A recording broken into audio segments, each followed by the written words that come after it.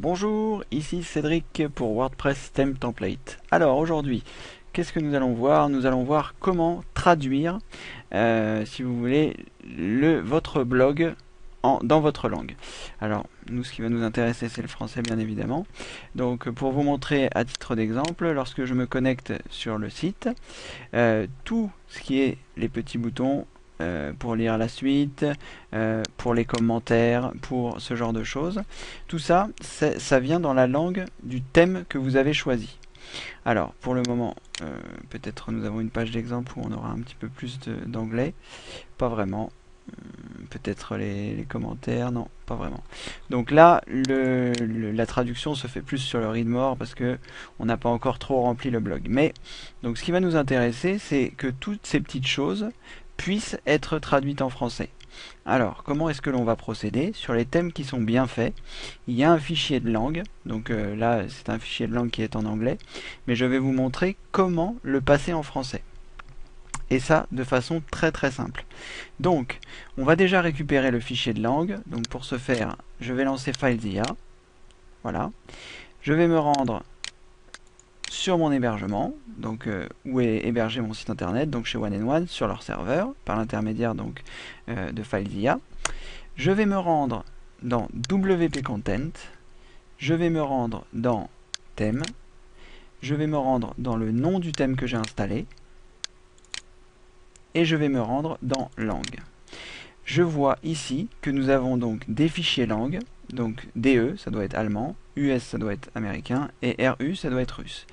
Donc ce que nous allons faire, c'est que nous allons télécharger le fichier anglais, et puis nous allons en faire une traduction grâce à un logiciel qui s'appelle POEdit.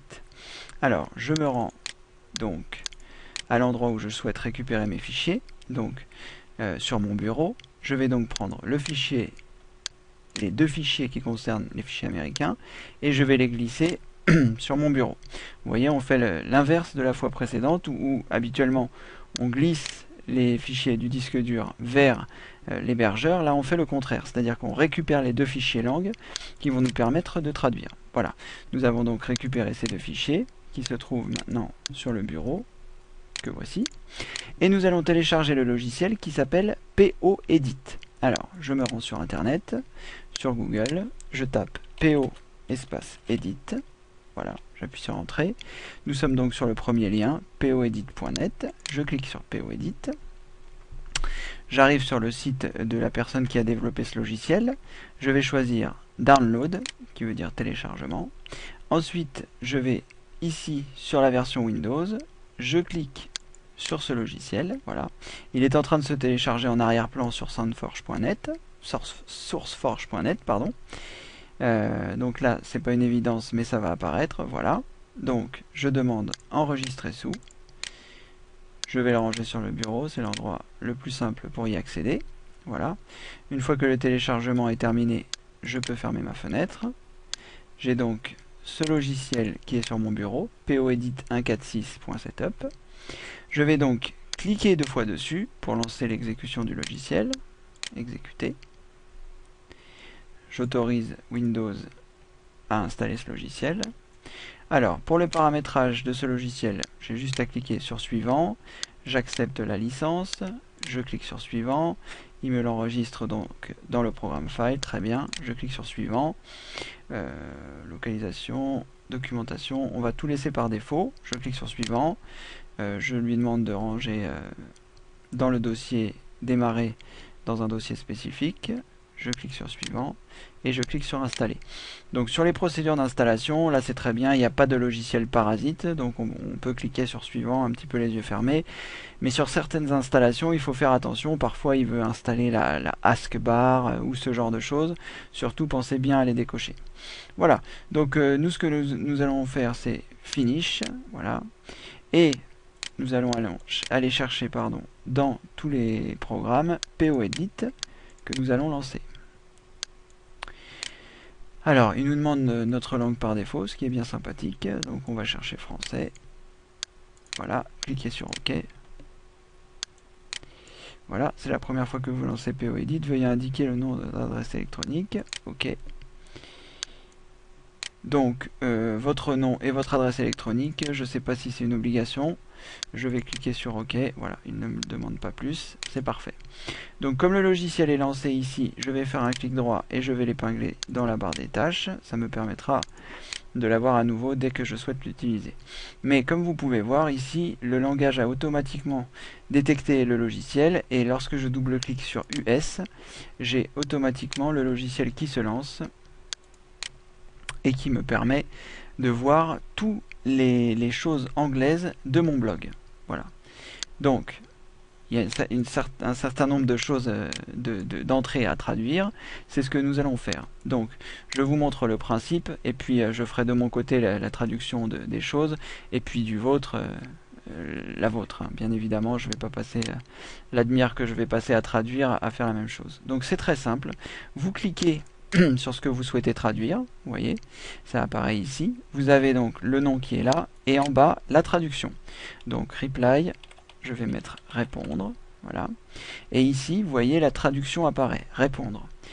Donc, vous allez faire de même donc avec tous. Donc, ce qui est important, c'est de regarder la structure dans laquelle c'est fait, et de bien la reproduire. Donc, edit, qui veut dire éditer, je vais le mettre entre parenthèses, éditer. Voilà, ça me permet d'avoir exactement la même structure lorsque ce sera fait. Voilà, next, c'est suivant. Donc là, je fais avec ceux qui sont simples pour que vous puissiez voir la même chose. Vous voyez, là, le N est majuscule, donc je mets le S majuscule. Si le N n'était pas majuscule, je ne mettrais pas de majuscule. Ça permet d'avoir une meilleure fluidité dans la traduction, enfin, par rapport à votre blog. Voilà, donc ce que je vais faire, c'est que je vais tout traduire. Voilà, donc la traduction est presque terminée donc pour tous les champs de ce fichier. Plus il y a de champs et plus la traduction sera précise. Alors, une petite précision, j'ai laissé quelques champs exprès pour que vous puissiez ici donc voir que lorsqu'il y a ce symbole, il vaut mieux le laisser. C'est-à-dire que vous faites un copier et un coller, voilà, et vous remplacez juste l'anglais. Voilà, next entries, on va dire article précédent. Voilà. Et on va faire pareil pour previous. Non, c'est article suivant, pardon. Voilà. Et le article précédent, il est là.